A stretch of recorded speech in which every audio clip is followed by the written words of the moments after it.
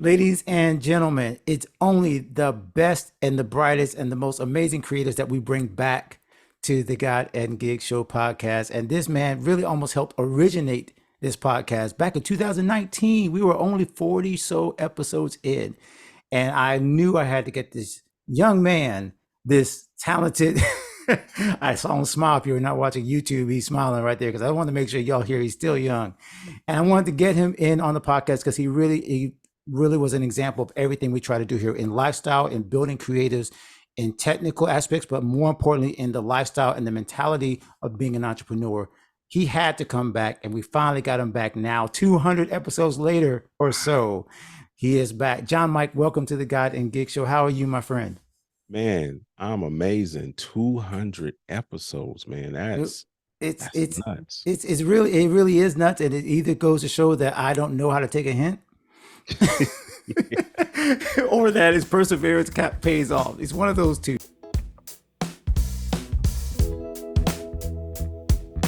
But yeah, it's Both of it's it's crazy. Yeah, you're right. Like it's sometimes you have to be, stick with things like you just said before we start recording. Don't mess with the working system. Don't mess with And this system of talking to people like you, and you are right in the thick of it. You really have been a leader in this industry, a leader with helping musicians and creators, not just in media, but really in just how to be a business person, how to see your entire life as something that you can bless other people and really be the best at what you do. But some people are meeting you for the first time for some reason. So give them a little 30-second, synopsis. I know it's impossible, but just tell them a little bit about who you are, and then we're going to dig into some of this amazing stuff that you're sharing. I'm John Mike, and I am a creative entrepreneur, musician, engineer, mixing. I do all things music. For the most part, I run a few online entities, I A guess you could say. few. Yeah, Uh, I want to interrupt you and say a few. That's such an interesting phrase you just used. what is a creative entrepreneur? No, a few. A few. Oh, yeah, yeah. I run a few online entities, namely um gospel. Well, I'm no longer actually doing gospel multi-tracks. I actually stepped down from that business earlier last year to pursue into these next ventures that I'm in. But right now, I'd say at current, if anybody knows my claim to fame is probably YouTube. I'm a YouTuber, John Mike. I am a um producer. I did created and co-founded Gospel Multitracks. And then I am also running gospelproducers.com. I have another site that I did, creatingstems.com. I'm an online educator. I'm just all over the place. It's kind of like I'm the Steve Harvey of gospel music or of musicians, basically. You Wait. just see me everywhere doing everything. But I have quite a few online platforms that I run. So that's kind of the long and the short of everything that I do. Okay, you have to forgive the visual of you saying Steve Harvey and me seeing you in the suit, everything you got, The but cheesy also in the smile. suit, in the studio, telling Yeah. people.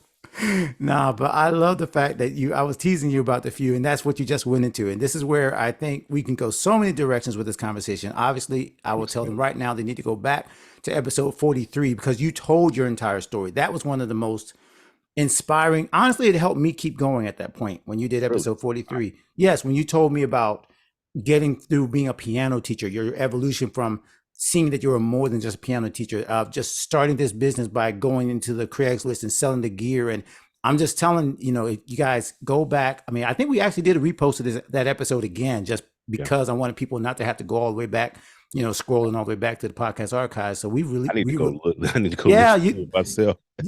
you'll inspire yourself. Your story really does tell all of us that you can start from those basics, from the nothing, from the hey, God just gave me an idea and you ran with it. And so you told that whole story. But now we're at the second chapter, I guess you could call it, right? Yeah. Where you saw success through creating stems. You saw success through your YouTube. And then since 2019, I guess if this is going to be a tough question, but I'll try to like help you frame it. Mhm. Since that period of time when you were doing those particular entities before in 2019, 2020, let's just put it about that area of time. What's been the biggest change if you had to pick one, what's been the biggest change in the last 3 years since we did that interview? Because you've made a lot of evolutions, but if I had to kind of hold your feet to the fire, like which one has been the one that kind of overarches all of those? Man, gosh, man, all of them are very significant. But I'll see if I can narrow that down to, I would probably say the biggest change has just been in my mindset. If I had to be broad about it, because I've had like all of the different, ventures that I've done, but the mindset change of really growing as an entrepreneur, growing as a business person has probably been the biggest significant change. If I go back, like if I had to go back and talk to 2019 John Mike, it would be a different conversation Mm, uh, than what I would have. And I'm pretty sure 5 years from now I'll be, because that was, man, that's 5 years ago. That almost now. 19, 20, 21, 22, 20. Yeah, we're getting yeah, up to 5 four years coming up on five. Yep. or coming on 5. If I had to go back 5 years and talk to that guy 5 years ago, it'd be a different conversation. And I'm pretty sure 5 years from now, I'll be talking to that John Mike and saying like a different conversation, because I think that's the biggest piece, is the mindset shift of um really understanding like who I am and who I what my strengths are, what my strong points are, and learning to be comfortable leaning into those things and further developing those things out. I'd say that's probably the biggest shift that's happened in my life, is just mindset.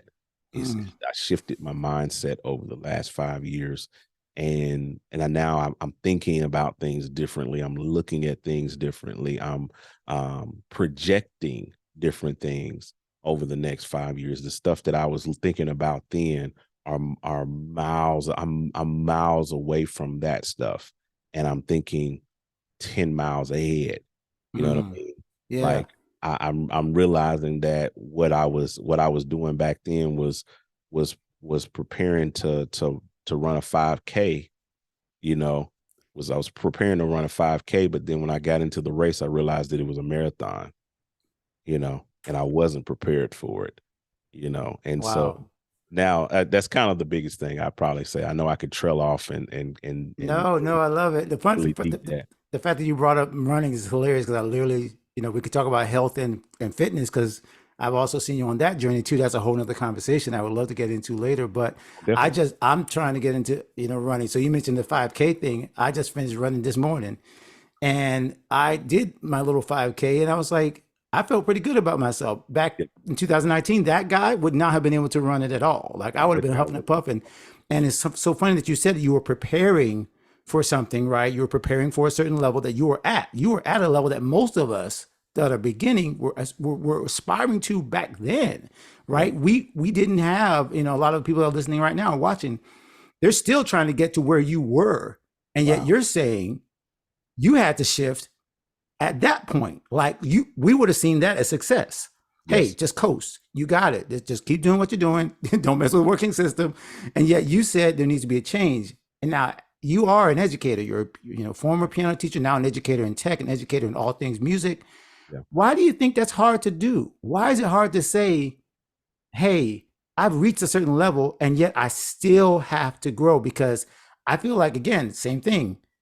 I realize I reached a certain level, and yet it never gets easier to say, "Yep, now we got to flip it." Why do you think, even as a teacher, why is that the thing that's so hard to kind of relearn that lesson every time it comes around? Man, good question. I think because we get stuck at the ceiling. We can't see past that, and that's always the biggest challenge that stops people um from progressing. It's funny that you said that. I was having a conversation with a friend of mine the other day, and it's something similar to that question came up, and we was talking about building business, and we was talking about then, and I told him, I said, where I'm at now is the culmination of 10 years worth of work. Yeah. like to see where I've developed at is a culmination of 10 years of lessons learned, some and over the course of many failures and over many successes and many half successes, that I landed at the place that I'm in now. But I told him, I said, if you're trying to really build something, if you're really trying to grow something, then you need to look to be in it for the long haul. You got to look to be in it for, because we was talking about the type of business that he was running. I said, man, I said, yeah, you're gonna, I need the next decade of your life. That's what it's gonna take to build this. That's what it's gonna take to grow. And so sometimes we can't see past the ceiling. We have that space of where we look at success as being, thinking that once I get here, then I am successful. I have arrived. I have made it. And there's a really dope influencer I watch. His name is Alex Hermosi. And Alex Hermosi said it like this. He said, you never actually arrive. He said, you just become the smallest member of a new club. And Mm. so when because he's a I mean, he makes $100 million a year. This guy's a ultra wealthy entrepreneur. Um, and he said when he made his first 100,000, he thought, man, if I can just get to 1 million, I'm gonna be good. I'm gonna be good. He got to 1 million, and he said, man, now I'm talking. Now that I'm a millionaire, I'm talking with people and meeting people that are, that have $10 million. He said, so I need at least 10. And when I get to 10, I think I'm going to be at that successful space. So he got to 10 million, and he instantly said, man, I now having conversations with people that have $100 million net worth. And then so he said, I got to get there. That's you keep moving the goalposts. And so he gets to $100 million. And now he's saying, doggone it, man, I'm having conversations with billionaires now. And so he said, you never actually arrive. You just become the smallest member of a new club. And so, but what happens with a lot of people, to kind of reel it back to further, deepen into your question, a lot of us can't see past the ceiling. We fixate on a certain point, and we think that is the point of success, and that honestly, undefines, if that's a word. It's not really a word, but it actually, undoes what the definition of success is, because success means that it's moving. Succession is a Now that's moving up. good. It's a Yeah. constant moving. So success is not a point, it's not a destination. And you probably have heard this before. It's a journey, and the journey ends at death.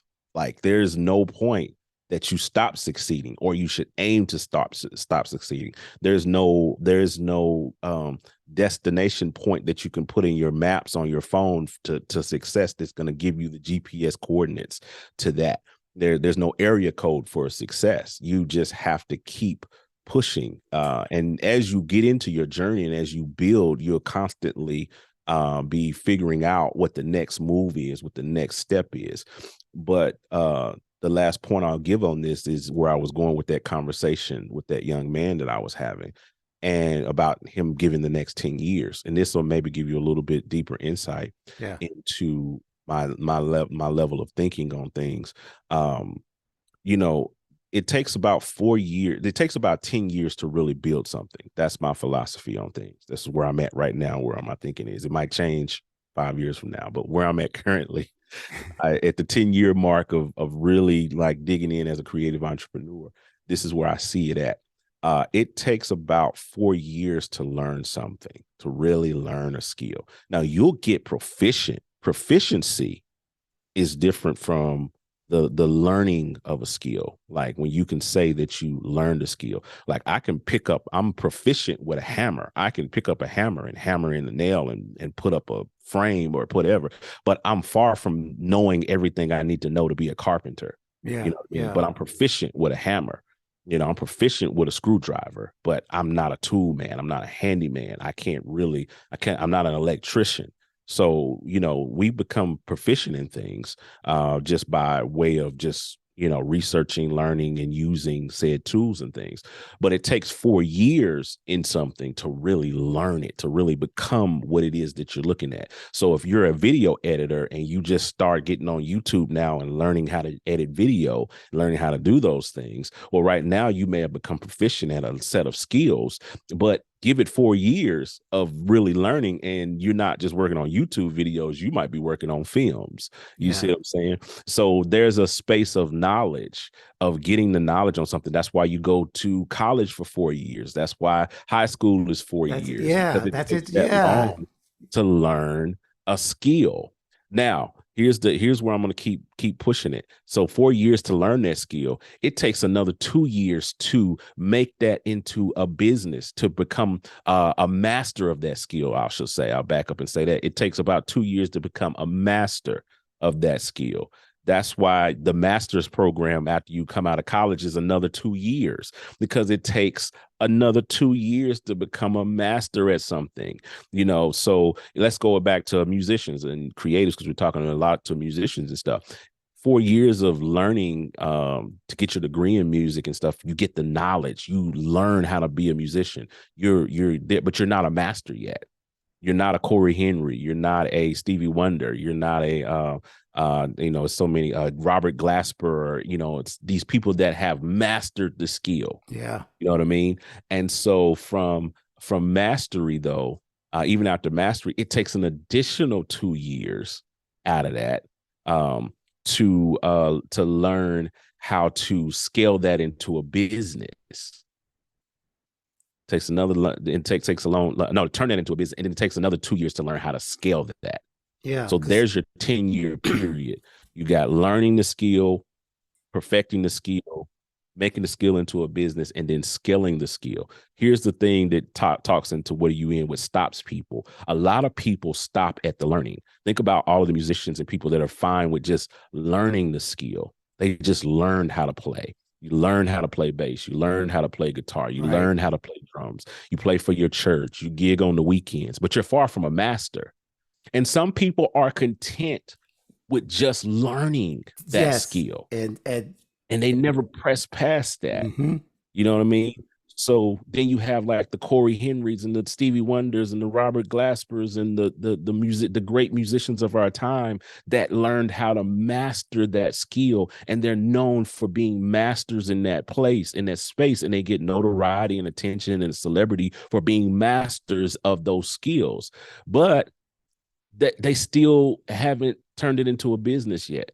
You see what I'm saying? So that's why some great musicians, great producers, great, creatives die broke or Yeah. die empty, because they never moved beyond the mastery of that skill. They Mm-hmm. mastered it and they thought they arrived, and they stopped there, And and they there was a never whole nother. progressed to actually make it into a business Yeah. that could, provide for their family, that could provide, at a greater level for them, and leave something behind for their children. So some people stop there at mastery, and they're good at mastery. But then another level of people, they go and they start turning it into a business. What I love about what you just shared about the 4 years, I mean, that number one, I've never heard that. And this makes so much sense. How have I been in education my entire life and I got my own degrees and never realized that that's a perfect analogy for how you have to build a skill. But the key thing that you said is the business versus the media and sorry, not the media, the music, the skill of the music versus the skill of the business. Yeah. And I know your newest, I guess rebranding, as you say, the project and the platform that you're building really just feels to me like an outgrowth of that. Yeah. But it kind of goes back to that thing that you just said, and I wanted to ask you the question. You kind of already answered it. Is that there's two separate skill sets. There's the Yes. skill set of making the thing, the music or the creative thing or whatever, and then there's skill set of building or marketing or promoting or sharing the thing. Yeah. Right. And so people like me, who I've always said for years, that's why you came on even one of my courses and helped me when I was trying to figure out the live streaming thing. Because Yeah. I'm like, man, all I want to do is play this piano. I don't want to deal with all this other stuff. Right. So I was unwilling at that point. Well, I was willing, but I didn't know what to learn Yeah. until I just got somebody like you and other people. And I put myself in the seat of a student. But I feel like the reason that you're seemingly doubling down on the education piece is because of what you just said. There's so many musicians and creatives who know how to do the thing the first 4 years, Mhm. But then we get stuck at the 2 years of mastery, or more importantly, the next 4 years of how do I now monetize, create, build a business, scale it. That's where most of us get stuck, because I think you deal with a lot of talented people in your life Mhm. that just is that why was that where the passion, is that where the rebrand and the doubling down came from? Because you've been doing this for a while, but it seems like now you're doubling down on that. Yeah, I'm doubling down because there's another level after scale that I haven't got to. That's where I'm at right now. Okay. So learning, mastering, building it into a business, and then scaling it. 10 years. It takes another 2 years to learn how to teach it Okay. and share it and disseminate it and help other people in it. And that's the space that I'm in now, is because at the heart of everything, and I said this on another podcast, at the heart of everything, I'm a teacher. It goes now. Here's where we can go back to 2019, John, Mike, and we still have that in common. Is that at all in all, I'm still that piano teacher from Jackson, Tennessee. I'm still that teacher. I'm still that guy that gets that the twinkle pops in my eye when I see somebody pick up on something that I'm disseminating to them, that I'm teaching to them, that they got it. The bulb went off, and now they can go from playing Twinkle Twinkle Little Star to playing How Great Is Our God to playing Giant Steps. You know what I mean? Like it's that the joy of that. And though that's the level that a lot of people stop at as well. There's always places where people get stuck at. Like I said, they Yeah. get stuck at learning, or they get stuck at mastery, or they get stuck at business, or they get stuck at scale. And then there's people that get stuck at scale after they've scaled it. They never go back and teach it. You don't see Donald Trump, Jeff Bezos, multi-billionaire, coming back teaching people how he built Amazon. That he's not doing those things. So he's stuck at scale. He's stuck at scale. He's happy. He made his Never billions thought of of Jeff dollars. Bezos being stuck, but I guess if you say it like that, even in terms of, you know what, I think maybe it turns. This is a great conversation, because I think it does. You said at the beginning, I want to go back and make sure they rewind to that part about success, and the fact that you really made it more about a verb, succeeding, right? Succession. When you said succession, that my ears lit up, because it is about, okay, is there progression, and are you trying to progress, and where are you trying to progress to? Yeah, And I think a lot of us, again, I think that goalpost does move, but it's almost like we move it into different games. It's like exactly. we don't know which game we want to play and to continue to move toward that thing. And so, yeah, you know what? A better example, not a better example, but not to improve on your point, but I think You're good. another example would be Bill Gates. It felt like Bill Gates turned into philanthropy, right?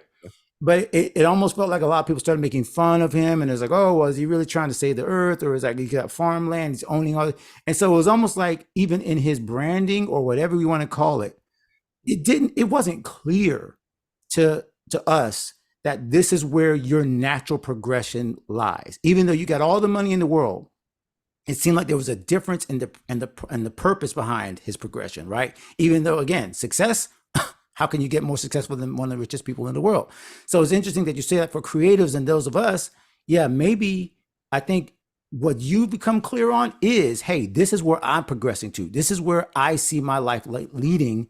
And maybe I think some of us that are still kind of trailing behind and kind of feeling stuck is that we don't want to make that decision. Like, yeah, no matter what, I'm headed in this direction for the next 12 years. And I think that commitment is the tough one, because, yeah, we're afraid if we get to the end of the rainbow and it ain't what what we're looking for, we're scared to take those first two steps because we're scared of the last one. Yeah, and it's not like you said. Not I think it's again, going back to what you asked me, the very first question you asked me about what's the biggest shift, and the Mm, biggest shift is the mindset. And I'm gonna go back to that as that still being the biggest shift, because I had an idea what success was, and where I put it up, I had plotted it as a point on the map.